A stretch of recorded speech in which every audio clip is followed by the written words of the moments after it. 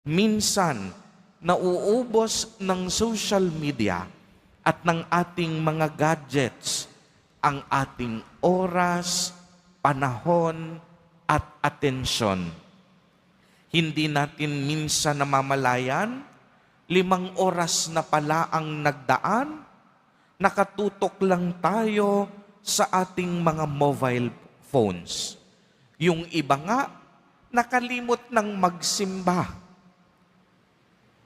Kaya ang sabi ni Jesus Nazareno sa Ebanghelyo, ipagpaubaya mo sa mga patay ang paglilibing sa kanilang mga patay.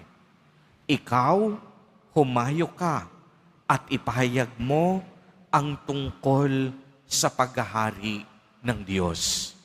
Maliwanag po ang ibig sabihin dito ni Jesus Nazareno, na kung sakaling tayo ay maglilingkod sa Diyos, huwag tayong mababalisa sa mga bagay at mga tao na maaari nating iwanan.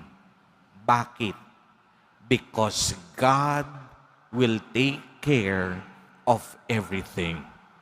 Uulitin ko po, God will take care of everything. Hindi pababayaan ng Diyos ang mga tao at pangyayari na pinahahalagahan ng isang lingkod sa kaniyang buhay.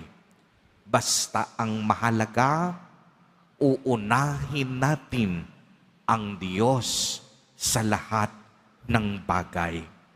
Kaya simple ang mensahe ng Ebanghelyo sa araw na ito.